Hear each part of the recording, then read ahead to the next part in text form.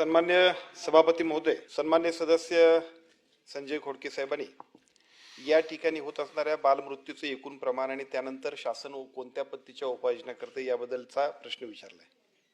आता प्रश्नाबरोबर आम्ही मांडलेल्या उत्तराला सुद्धा त्यांनी ते सगळं सांगून टाकलं. त्यामुळे प्रश्न काय होतो की आम्ही काय सांगायचं असा प्रश्न होतोय. म्हणजे आमच्याकडे जो डाटा तयार आहे त्या डाट्याप्रमाणे भारतात आता सध्या स्थितीत काय आहे आणि आम्ही काय केलंय ह्या सगळ्याचा डाटा घेऊन आम्ही बसलोय. परंतु आपला त्यामधला अभ्यास आहे, त्याच्यामध्ये अनेक वर्ष आपण काम करताय, त्यामुळे या सगळ्या डाट्यापेक्षा सुद्धा पुढे जायला पाहिजे अशा पद्धतीची भूमिका आपण मांडली आणि ते अतिशय रास्त आहे. मला असं वाटतं की एकूण सगळं जे काही काम चाललेलं आहे त्या सगळ्या कामामध्ये जे काही एकूण देश पातळीवरचं एकूण इंडिकेटर्स आहेत त्याच्यामध्ये जी काय राज्य पुढे आहेत त्याच्यामध्ये आपण आहोतच आहोत.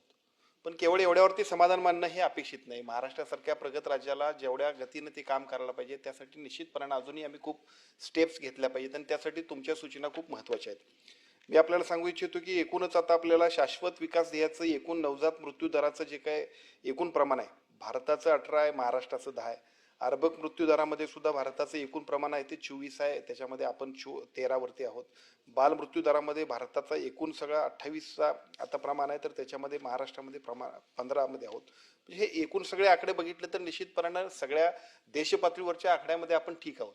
परंतु आपल्या सगळ्यांना अजून खूप चांगलं काम करणं गरजेचं आहे. त्या सगळ्या कामासाठी एकापेक्षा एक असे आम्ही सगळे GR काढले. आता GR कुठले कुठले आहेत? आदिवासी भागातील बालमृत्यू टाळण्यासाठी गठीत गाभा समिती कोर कमिटी 2013ला नेमली. त्याच्यानंतरच्या काळामध्ये जिल्हाधिकारी नंदुरबार यांच्या अध्यक्षतेखाली राज्यस्तरीय आदिवासी आरोग्य समिती आपण नेमली. त्याच्यानंतर परत 2025ला आदिवासी क्षेत्रातल्या कुपोषणाच्या समस्यांसाठी विविध विभागाच्या समन्वय साधून उपाययोजना सुचवण्यासाठी सन्माननीय माजी मंत्री दीपक सावंत यांच्या अध्यक्षतेखालची राज्य कृती दलाची टास्क फोर्स सुद्धा आपण नेमलेला आहे. आणि त्याच्यानंतर परत 6/5/2025ला राज्यस्तरीय अंमलबजावणी समिती की जे स्टेट लेवल इम्प्लिमेंटिंग कमिटी म्हणून आपण ती सुद्धा आपण गठीत केलेली आहे.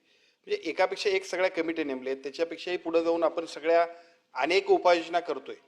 फक्त प्रश्न असा आहे की त्या राईटली इम्प्लिमेंट होण्यासाठी मॉनिटरिंग जे पाहिजे ते लोकप्रतिनिधींचं पाहिजे. आपण आता सांगितलं की माहितीच्या अधिकारामध्ये स्वयंसेवी संस्थांना ह्या माहित्या मागाव्या लागतात. हे आमच्या सगळ्या डिपार्टमेंटचं सुद्धा थोडंसं आम्ही विचारणा करण्याची आवश्यकता अशा पद्धतीचं काम आहे.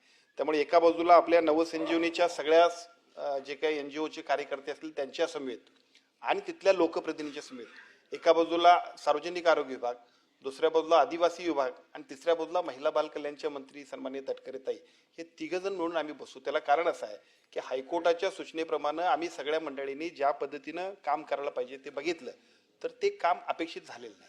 आणि मग आपण सांगताय तसं तिथं आम्ही स्पेशलिस्ट द्यायसाठी तरतूद केली, हायकोर्टनं सांगितलंय. आणि जर ते होत नसेल तर त्याबद्दल ज्या काय उपाययोजना करायला पाहिजे त्याच्यामध्ये जी काय दिरंगाई होते त्या सगळ्या गोष्टींचं निराकरण आपण करू आणि आपला उद्देश आणि आपल्या सगळ्यांना जी काय उद्दिष्ट गाठायचं आहे त्यासाठी अगदी योग्य पद्धतीचं नियोजन करून आपण कामाला लागू.